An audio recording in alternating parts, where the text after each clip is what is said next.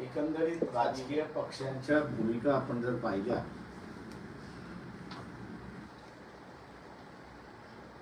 तर राजकीय पक्ष जे आहे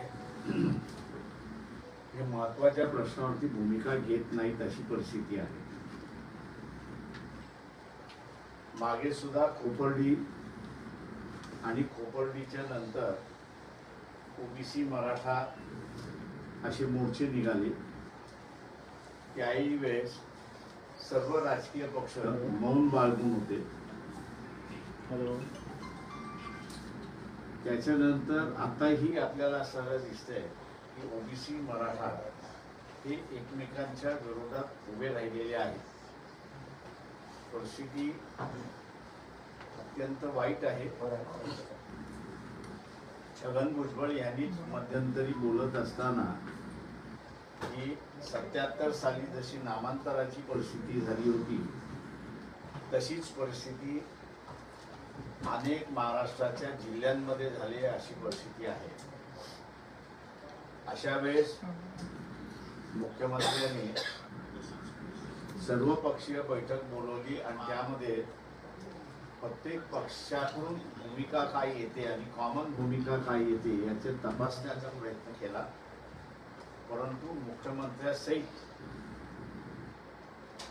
आणि सत्ताधारी भारतीय जनता पक्षाबरोबरच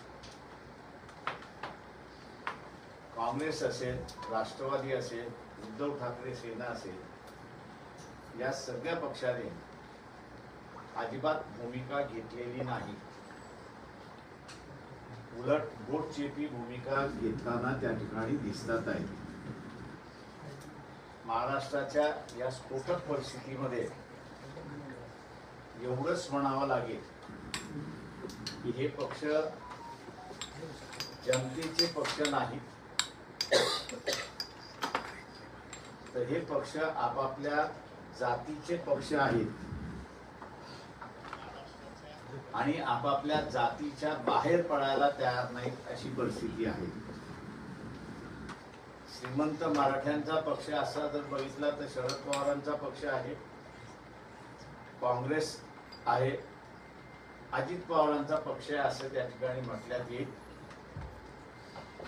या ठिकाणी कायस्थ प्रभू आणि ब्राह्मणांचा पक्ष असं म्हणायचं झालं तर मग बीजेपी आणि उद्धव सेना अशी असणारी विभागणी त्या ठिकाणी करता येईल. अशा या परिस्थितीमध्ये महाराष्ट्रामध्ये वणवा पेटू नये, लोकांचा वणवा पेटू नये या दृष्टीने आम्ही 25 तारखेपासून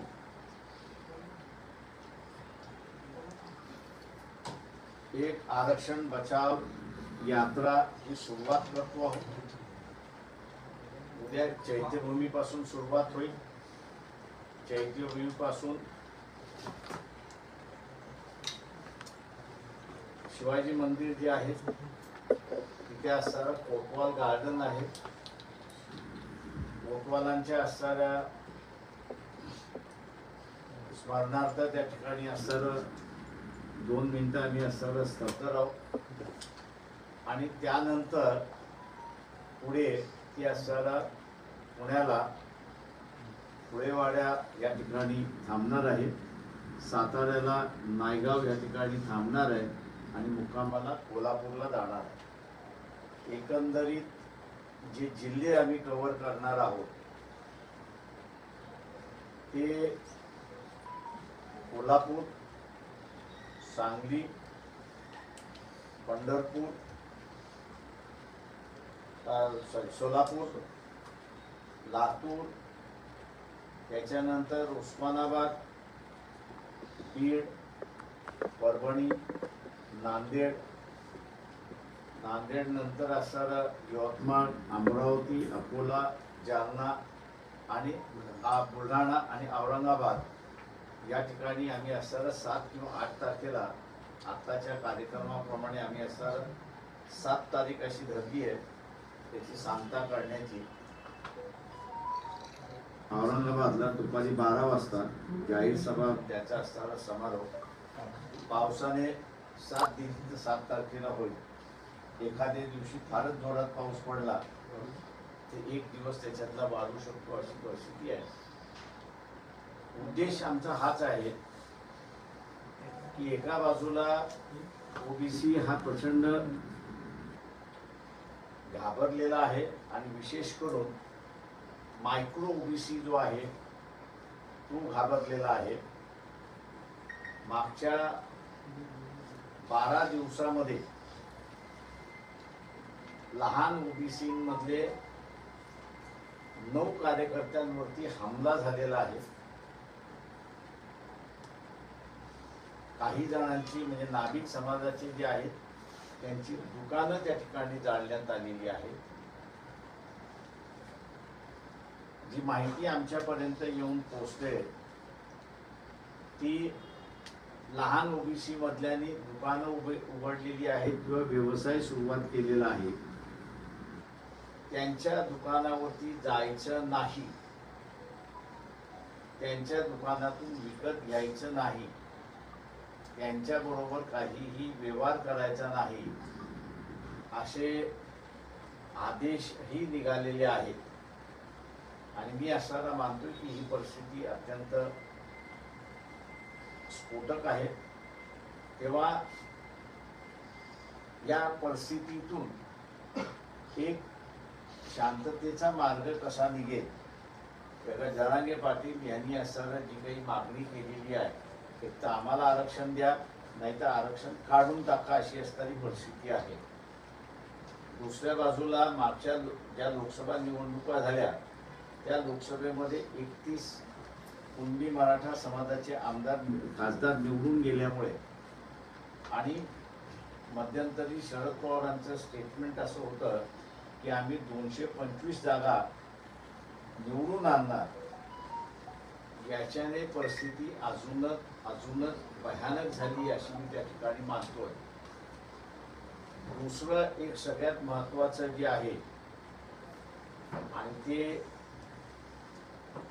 म्हणजे की असा प्रचार केला जातोय की विश्वनाथ प्रताप सिंग यांनी ओबीसीचा आरक्षण तर दिलं, त्यांना ते पार्लमेंटमध्ये त्यावेळेस भारतीय जनता पक्ष आणि काँग्रेस या दोघांनी मांडू दिलं नाही, आम्ही ते हाणून पाडू म्हणून अशी असणारी भूमिका त्यावेळेस घेतली. आणि म्हणून आरक्षणाचा मुद्दा पार्लमेंटमध्ये आश्वासन दिल्यामुळे त्यांनी एका GR मार्फत त्या ठिकाणी काढण्यात आलेला आहे की जो GR चॅलेंज करण्यात आला होता.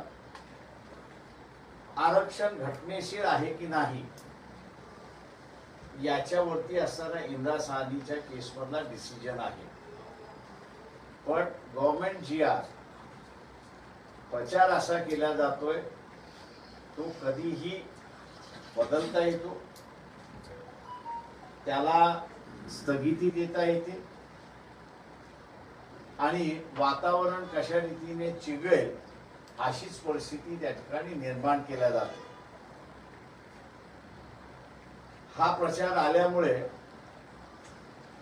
ओबीसीमध्ये अजूनच चिंतेची बाब त्या ठिकाणी निर्माण झालेली आहे की ही खरीच परिस्थिती आहे का की आपल्याला असणारं आरक्षण हे GR मार्फत मिळालेलं आहे आणि उद्या 225 निवडून आणायचे जे आहे ते 225 निवडून आले तर इथे रद्द करायचं आणि वरती केंद्राचं सरकार 15 मताच्या मेजॉरिटीमध्ये असल्यामुळे 31 जणांचा वापर करायचा असा जो एक अंडरग्राऊंड प्रचार चाललेला आहे, त्यातून लोकांमध्ये म्हणजे विशेष करून ओबीसी मध्ये एक भीती मोठ्या प्रमाणात निघाली आहे. तिला ऍड्रेस करायला आणि त्याच्याच बरोबर महाराष्ट्रामधलं सलोख्याचं वातावरण हे राहिलं पाहिजे, यासाठी पक्षाच्या वतीने आम्ही हा 14 दिवसाचा असणारा एक मार्च सेन्सिटिव्ह एरिया जो झालेला आहे त्या सेन्सिटिव्ह एरियातून काढतो आहोत.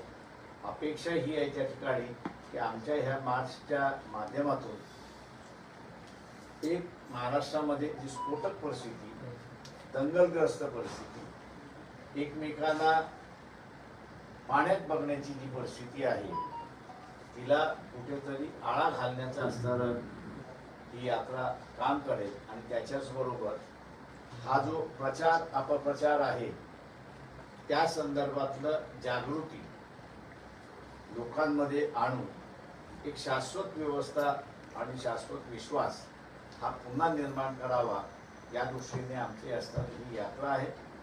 अनेक महाराष्ट्रातल्या ओबीसीच्या संघटना ज्या आहेत त्यांना आम्ही त्या स्वतःहून येत आहेत, सामील होत आहेत.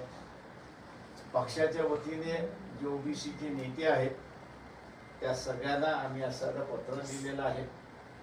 जे विरोधी कॅम्पमध्ये, शरद पवार हे विरोधी कॅम्पमध्ये आहेत, त्यांनाही आम्ही असं पत्र लिहिलंय की आपणही त्या ठिकाणी या. तेव्हा आमचा हेतू हा शांततेचा असणारा एक हेतू आहे, जनजागरणाचा हेतू आहे.